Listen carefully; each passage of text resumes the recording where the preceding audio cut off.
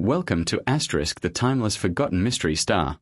On August 14, 2005, the skies above Athens, the capital of Greece, held a chilling and mysterious sight. Nearly 10,000 meters above the ground, a passenger plane silently circled, making no contact with anyone. For 2 hours, the aircraft ignored every call from the control tower. Panic began to spread. Was this the start of a terrorist attack, or had the plane been hijacked? To protect the city, the Greek Air Force scrambled fighter jets to intercept. As the F-16s approached, the scene inside the aircraft shocked them. The cabin was eerily still. Passengers sat motionless in their seats, oxygen masks dangling. The cockpit appeared empty. Then, suddenly, a man was seen inside the cockpit, but he wasn't the captain. He seemed to be frantically searching for something, perhaps trying to regain control. Moments later, the plane tilted sharply, began descending, and crashed into the mountains north of Athens. All 121 people on board were killed. But what had caused such a terrifying chain of events? Why had no one responded?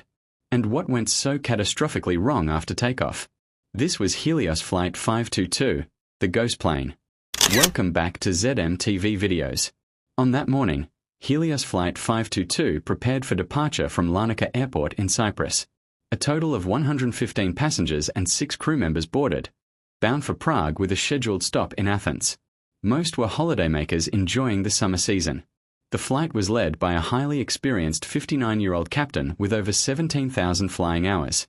His first officer, aged 51, had 7,500 flying hours. Experience was never in question, but teamwork was. The two men had flown together before, and the first officer often complained about the captain's strict, domineering style. Even the airline was aware of this strained relationship.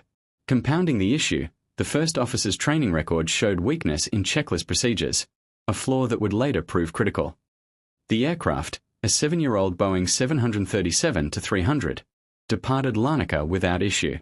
After climbing through 10,000 feet, the crew requested and received clearance to cruise at 34,000 feet. But as the plane reached 12,000 feet, an unexpected alarm sounded in the cockpit.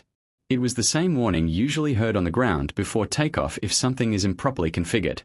The pilots were stunned to hear it mid-flight. 90 seconds later, the captain radioed Helios operations, reporting a takeoff configuration warning and asking about circuit breakers after noticing unusual light indicators. The engineer on the ground explained the lights were supposed to be off and tried to guide him. But confusion grew. When the engineer asked whether the pressurization mode was set to auto or manual, the captain ignored the question and repeated his request about circuit breakers. Meanwhile, back in the cabin, oxygen masks had already deployed. Shortly afterward, contact with the aircraft was lost. Despite being unresponsive, the plane continued climbing to 34,000 feet and flew steadily on autopilot. Air traffic controllers made dozens of failed attempts to contact the crew. Even nearby aircraft tried to call them. No answer.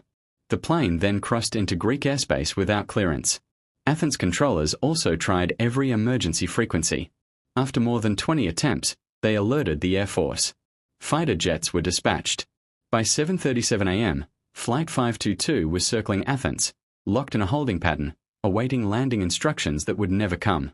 At 8:30 a.m., an F-16 pilot reported a chilling sight. The captain's seat was empty, and passengers sat lifeless, masks still on. On the 10th loop, the fighter pilots noticed movement.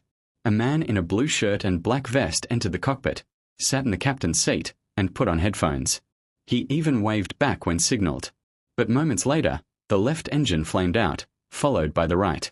At 9 a.m., the plane plunged into hills northwest of Athens, killing everyone aboard. The investigation uncovered the truth.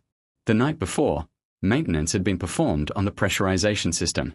The engineer conducting the test had set the switch to manual but forgot to reset it to auto. At 34,000 feet, without proper pressurization, the cabin rapidly lost oxygen. In such conditions, the human brain has only about 10 minutes of useful consciousness before hypoxia sets in, causing confusion, disorientation, unconsciousness, and eventually death. The crew failed to notice the switch position during pre-flight checks, and when the alarm sounded at 12,000 feet, they misidentified it as a takeoff warning rather than a cabin altitude warning. They began the wrong procedures. Soon after, both pilots lost consciousness. Minutes later, so did everyone else as oxygen supplies ran out. The man later seen in the cockpit was identified as flight attendant Andreas Prodromou. He held a commercial pilot's license but was not certified for the Boeing 737. The cockpit voice recorder revealed he attempted multiple Mayday calls but never pressed the transmit button. By the time he gained access to the controls, both engines had failed from fuel exhaustion.